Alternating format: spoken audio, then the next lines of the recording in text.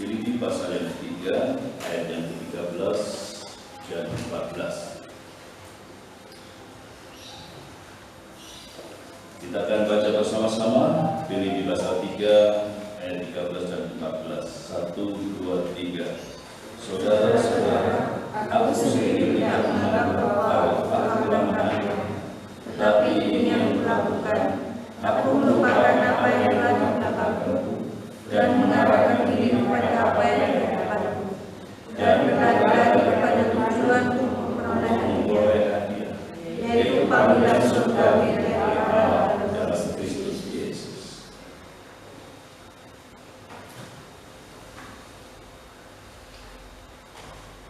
Puji nama Tuhan, kita boleh bersama beribadah di hadapan Tuhan, suatu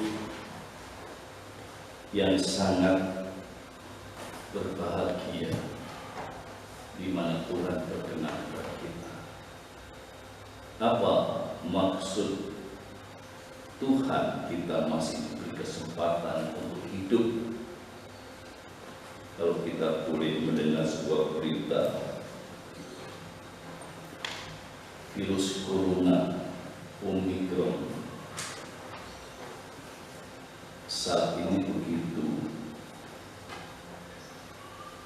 dahsyat di Indonesia.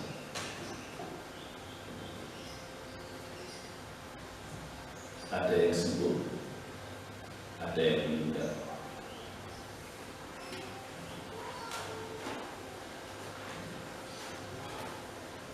Sekiranya kita tetap diberi satu kekuatan dan pemeliharaan dari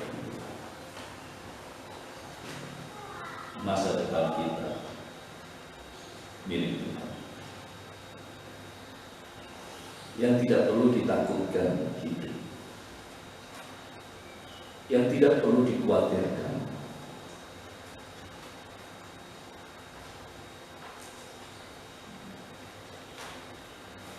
Rasul Paulus pada jemaat Filipi, dia mencoba untuk memberikan suatu pandangan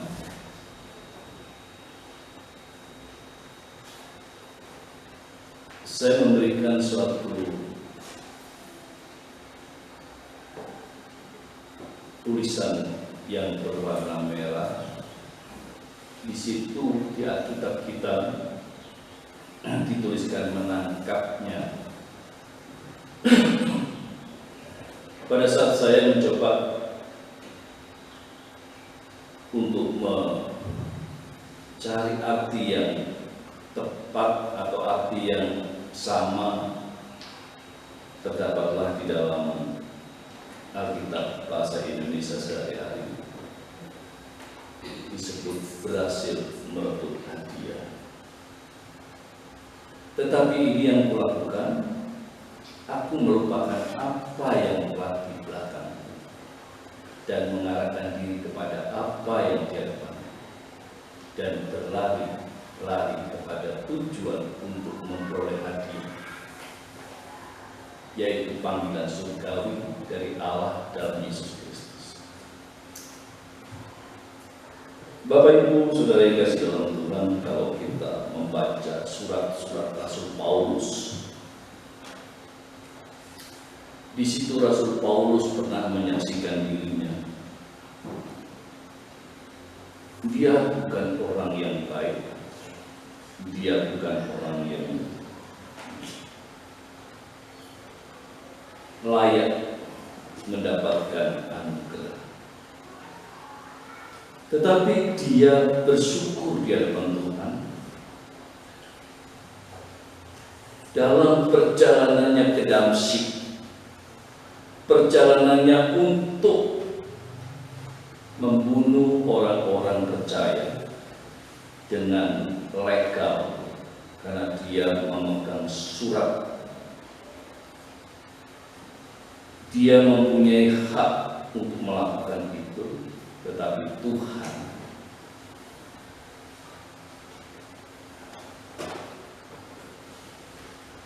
menangkap Rasul Paulus dia harus jatuh dari kuda dalam perjalanan. Dia harus mengalami buta matanya dan kakinya timpang. Dia tidak bisa melihat apa-apa dalam waktu 3 hari. Dari situlah dia mulai dipakai oleh Tuhan dengan luar biasa. Dan Tuhan benar-benar memakai Rasul Paulus dalam semua ancaman terhadap Rasul Paulus itu dihadapinya. Tidak ada sebuah mundur, tapi terus maju jaya.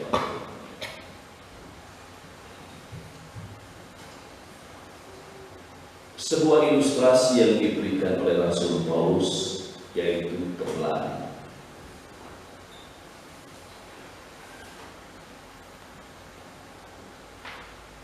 Kalau saya perhatikan orang-orang yang lari maraton, dari start, dari awal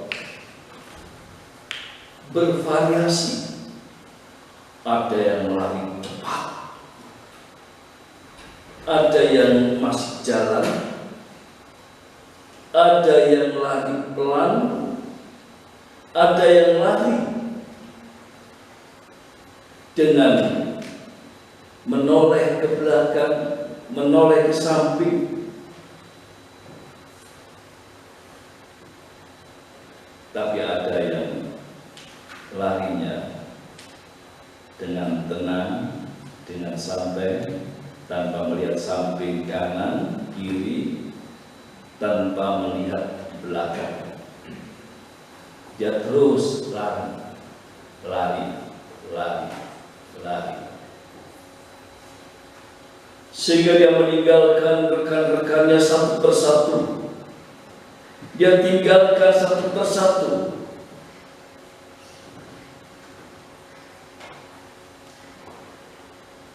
Yang akhirnya dia mendapatkan hadiah karena dia benar-benar mempunyai cara, teknik. Dia mempunyai harapan ke depan.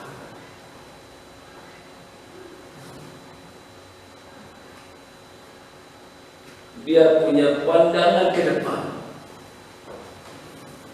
Dia arahkan matanya ke depan. Walaupun dengan tanda tanya. Menangkah saya? Dapatkah saya? Sampaikah saya di finish? Pada awal saya masuk ke wakil 1 tahun, kemudian mengambil sikap untuk menabung, untuk bisa beli tanah, bisa membangun gedung. Saksi bisunya ada di atas, yaitu kotak kecil. Dan hati saya saat itu memandang ke depan. Mata saya memandang ke depan, tapi dengan tanda tanya. Bisakah saya melihat? Apakah saya dipakai untuk mengumpulkan dana? Bisakah saya melihat? Dan saya bersyukur kalau saya boleh melihat dan menikmati. Bapak Ibu Saudara yang kasih dalam Tuhan, adakah tanda tanya dalam kehidupan kita? Adakah tanda tanya dalam kehidupan kita untuk maju ke depan?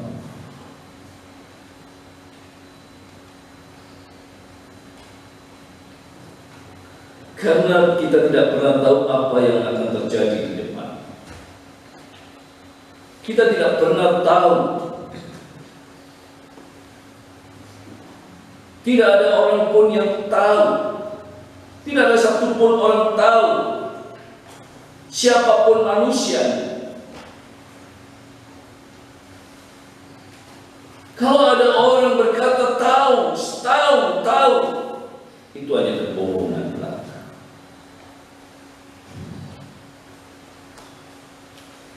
Apa yang ada di depan, itu hanya Tuhan yang tahu. Apa yang akan kita hadapi ke depan, itu Tuhan yang benar.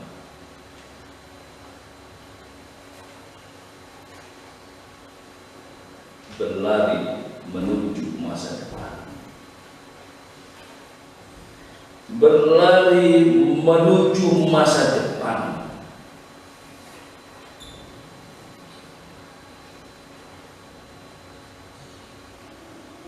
Benar-benar adalah orang yang terlatih. Berlari dengan tangguh. Melewati medan lurus, medan yang belok, medan yang naik, medan yang turun.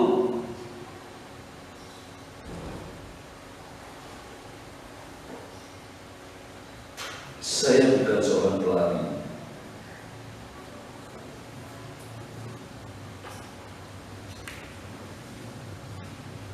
Suatu saat sekolah saya ingin mengirim siswa-siswanya untuk mengikuti lomba-lomba yang diadakan oleh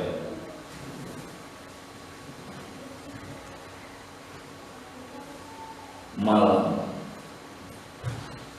Kota maupun Malang Kabupaten, karena dulu Batu belum kota.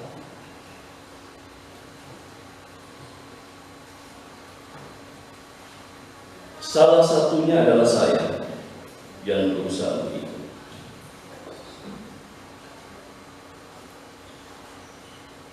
Di saat berlatih, saya mengikuti latihan-latihan yang diadakan oleh sekolah.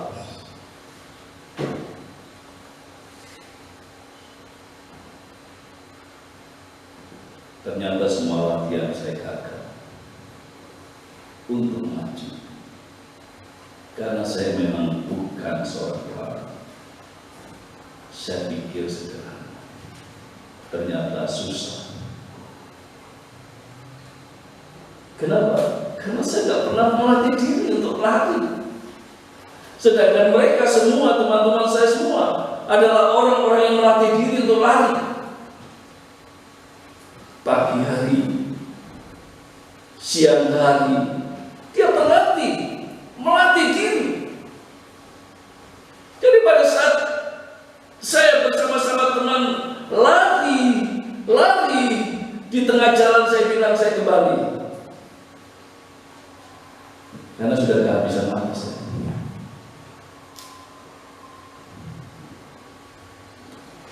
Saya sudah tidak mampu lagi. Di saat saya mencoba untuk membuka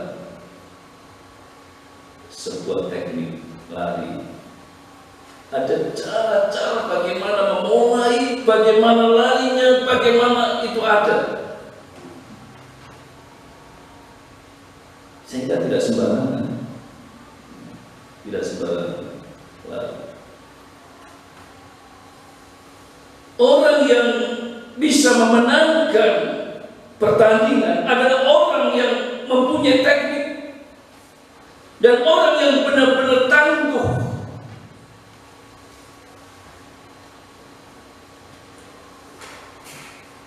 Saya punya teman, dia mendaftarkan diri menjadi seorang tentara.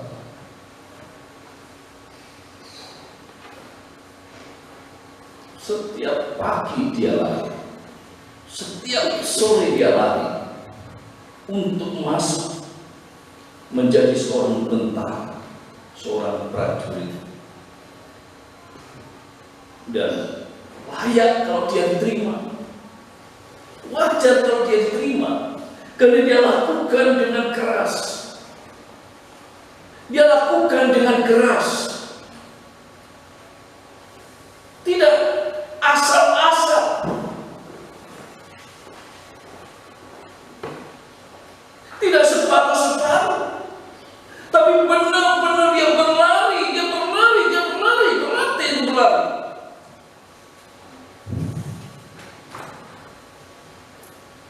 Ada seorang ibu datang kepada saya. Dia bercerita, dan saya tidak tahu apakah dia tersinggung, tapi dia bercerita,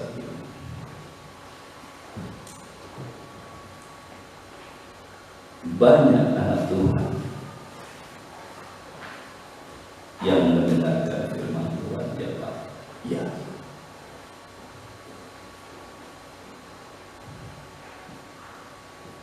Tidak semua anak Tuhan yang merasa bahwa teguran itu menjadi berkat. Ya, ada juga yang tersinggung.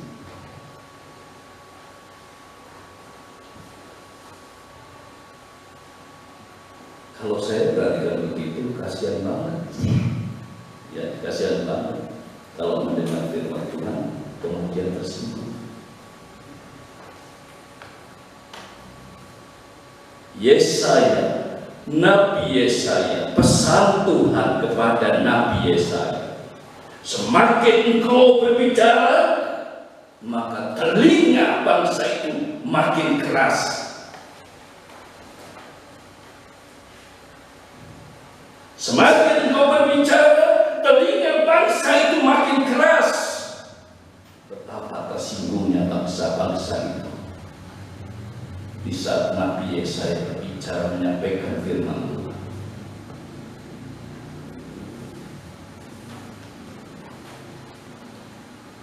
Seorang yang punya panggilan Nabi harus menyampaikan apa yang sudah Tuhan katakan. Apa yang sudah Tuhan katakan harus disampaikan, tidak boleh jatuh, tidak boleh berkurang, harus disampaikan. Soal tersinggung itu bukan urusannya.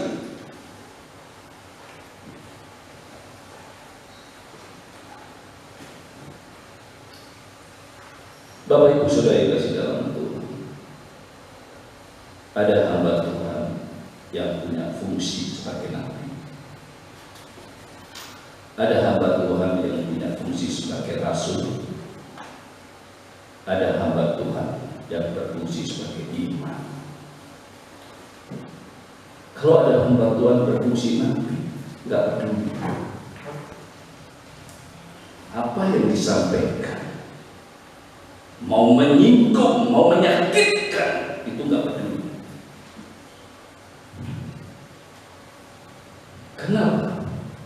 Karena dia sendiri akan bersalah di hadapan Tuhan jika tidak disampaikan. Maka dengan itulah ada kalanya ada seorang bapak, seorang hamba Tuhan, dia berkata begini, saya diundang, saya akan menyampaikan apa yang Tuhan pesankan. Soal diundang lagi dan tidak, itu bukan urusan saya.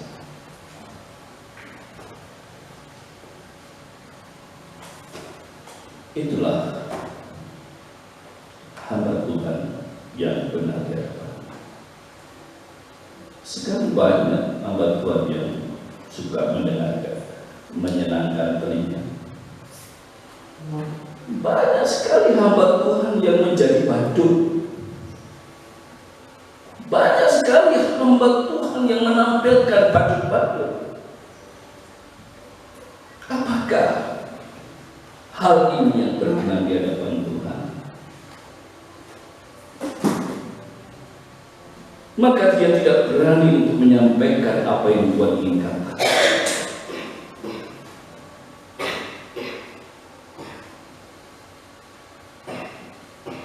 Bapak Ibu sudah dikasih Tuhan, hidup kita benar-benar terlatih.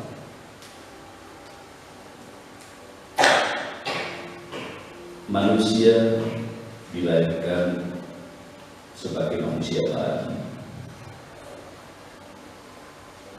Dia tidak akan pernah bisa makan yang keras, maka diberi makan yang lembut. Beranjak menjadi anak-anak, menjadi remaja, menjadi pemuda, pemudi, makanannya bukan lembut lagi, tapi makin keras. Setelah dewasa, bukan lembut, tapi makin keras. Itu terlatih kan?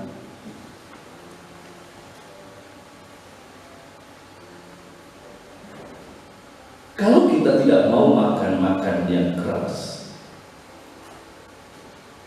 apa yang di depan kita ini berhadapan dengan hal-hal yang keras. Alkitab berkata, bukan makin baik dunia ini, tapi makin jahat dunia ini. Sekiranya kita berani menghadapi, untuk berani menghadapi, kita harus kuat di dalam Tuhan. Kita harus kuat di dalam Tuhan. Kita kuat di dalam Tuhan, jangan mundur di dalam Tuhan, tapi kuat di dalam Tuhan. Jangan dihindari Tuhan. Biar kita makin kuat. Dunia ini makin menggoncang, tapi kita makin kuat. Karena kekuatan kita melimpah-limpah di dalam Tuhan. Kekuatan kita itu berasal dari Tuhan. Kalau kita tetap kuat, kita kuat, itu di dalam Tuhan. Hidup konsisten, tidak telat, tidak cepat, tapi terus berlari.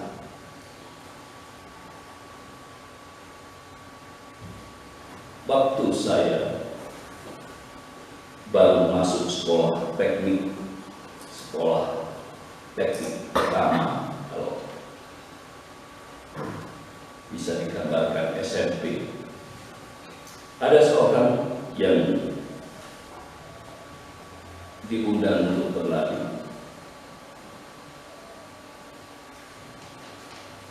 Dia melakukan lari tidak pelan, tidak cepat, tapi terus berlari dari start sampai finish. Dia terus berlari.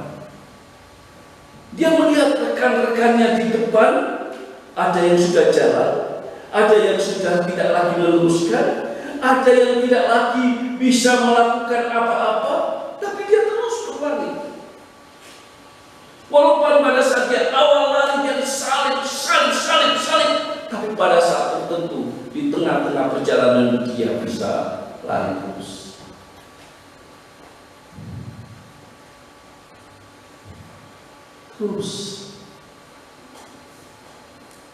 Kalau saya boleh katakan, hidupnya santai.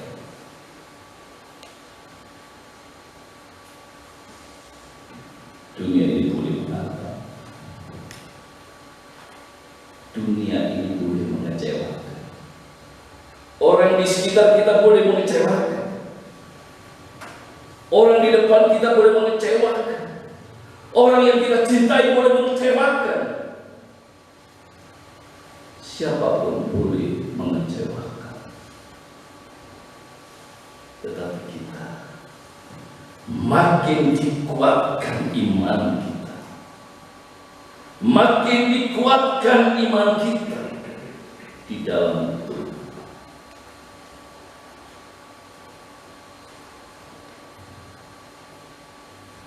Ada banyak orang yang bisa saya bentuk iman saya. dan orang tersebut menyebalkan, orang tersebut mengecewakan, orang tersebut menjadi yang menakutkan bagi saya. Tetapi makin di sini Tuhan memperlihatkan kepada saya, orang tersebut tidak sedamai yang saya hadapi, dan dia hidupnya bergejolak, terus bergejolak,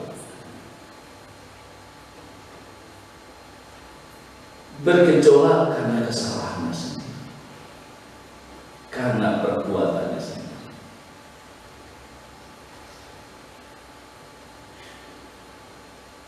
Kenapa harus terjadi? Saya dihadapkan dengan hal seperti itu.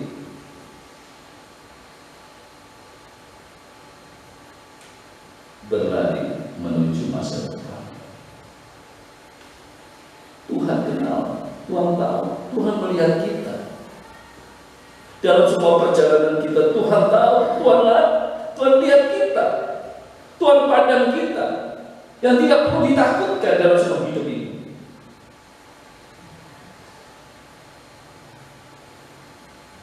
Yang penting adalah benar di hadapan Tuhan.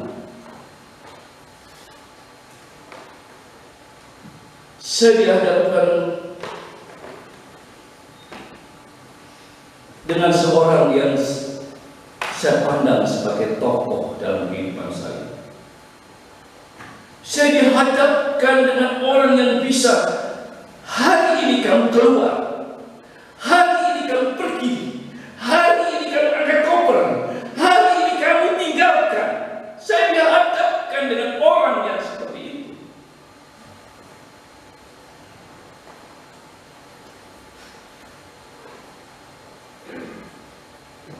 Saya dihadapkan di saat saya mendapatkan suatu info, saya akan dihadapkan.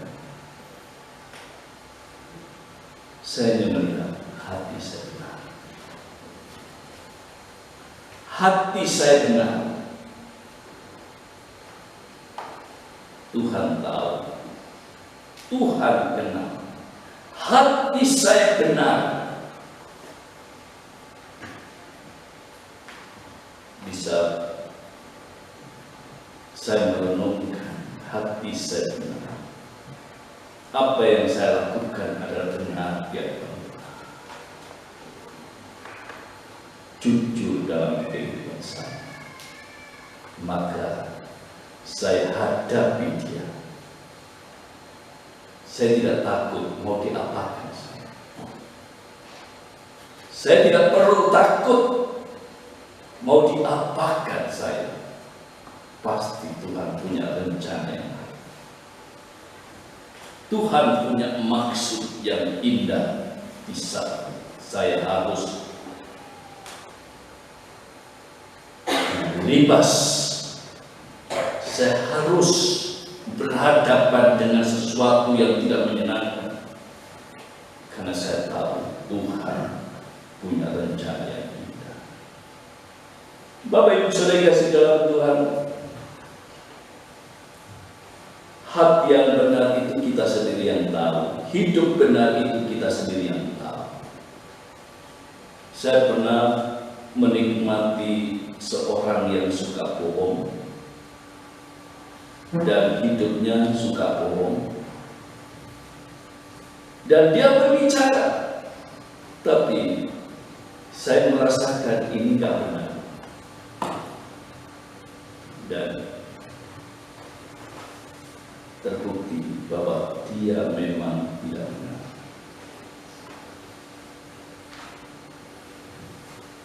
Hidup baru itu sangat penting sekali. Roh Kudus ada pada kita. Pada saat kita terkata bohong, bisakah kita menyembunyikan? Dan saat kita tidak benar, bisakah kita menyembunyikan? sedangkan Roh Kudus berbicara dalam kehidupan. Roh Kudus berbicara dalam diri kita, yang mengusik kita untuk kita tidak bisa berbohong. Hanya berkata benar, jujur di hadapan Tuhan, maka Tuhan akan tolong. Tuhan akan tolong kalau kita jujur di hadapan Tuhan. Jangan takutkan apa yang akan terjadi pada kita. Kalau kita sudah jujur dan benar di dalam Tuhan, ada rencana Tuhan yang diberikan lebih indah, lebih baik dari yang kita takutkan. Bapak Ibu Saudara dikasih dalam Tuhan, masa depan kita milik Tuhan. Kita hanya bisa berlari, kita hanya bisa menjalani dalam hidup ini. Kita hanya bisa menjalani hidup dengan berbagai teknik, berbagai teori. Kita hanya bisa menjalani. Tetapi masa depan kita milik Tuhan. Dari ujung ke ujung itu Tuhan. Dari ujung ke ujung Tuhan yang menjaga kita, Tuhan yang menyertai kita. Apa yang harus kita takutkan hidup di tengah ini? Kalau Tuhan sudah ada bersama kita, memandang kita. Kalau Tuhan sudah bersama dengan kita, memandang kita, apa yang kita takutkan? Tuhan membela kita. Tuhan yang membela kita. Apapun Tuhan membela kita.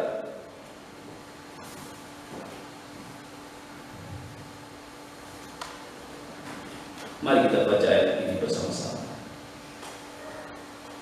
1, 2, 3. Perhatikanlah orang yang lurus dan nyata kepada orang yang jujur, sebab pada orang yang suka damai akan ada manfaat. Perhatikan, orang jujur, orang yang suka damai, ada masa depan.